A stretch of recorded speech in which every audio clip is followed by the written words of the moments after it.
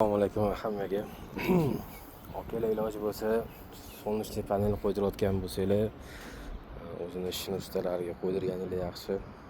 Nimaga desangiz, mana bunaqa vaziyat bo'lgan. Kecha 17-mayt kechqurun soat 6da kuchli shamol bo'ldi-yu. Karkaslar yaxshi qotirilmagani uchun ko'p joydan svarkasidan qo'yib yuborgan. Marhamat bersalar, qo'yib yuborgan svarkasidan.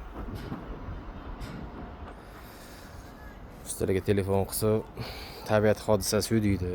Bunaqa tabiat hodisasi bo'lib, bular dom quradigan bo'lsa, erta shamol bo'lsa, dom xudo ko'rmasa ag'anab ketadigan bo'lsa, tabiat hodisasidan qutulib qolinadimi o'shanda? Yavni svarkasidan qo'yib yuborgan-ku mana.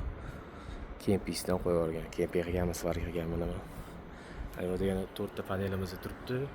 U joyida turibdi qimirlamasdan. Mana yana yonimizda domlarda ham ko'rayotgan bo'lsanglar mana. Bu yerga ham kecha shamol keldi, bu yerda ham shunaqa shamol bo'ldi. Yoki mana 5 tonnali antena turibdi tepada tomda. 3 tonnami, 5 tonnami? Nimaga shamol bo'lgan deb ag'darilmayapti? Nimaga? Chunki baquvvat qilib shunga yarasha injener qurgan buni. Mana buni ahvolini qarang. Svarkasini qilgan ishini qarang. Svarkalar mana kempi. Svarkaning ahvoli. Qilgan joyidan qo'yib yuborgan. Bu yaxshi hamki, bu yerdan pastga tushib ketmagan mana. Bu domning tepasi, tushunish uchun 12 etажli dom. Bu yerdan pastga tushib ketmagan. Baxtimga mana hozir osilib turibdi.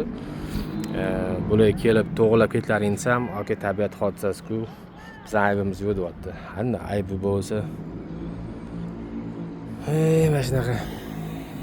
Ustani ham oldin ishini ko'rish, ustalarni ham oldin ishini ko'rib oladigan payt kelib qolibdi shekilli.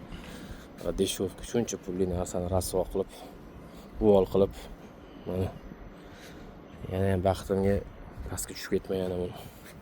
Nima bu yoqda chaqchi quyilgan domning tomiga. Mana chaq tushlab qolgan buni. Ko'rayotgan bo'lsangiz sanchilib qolibdi.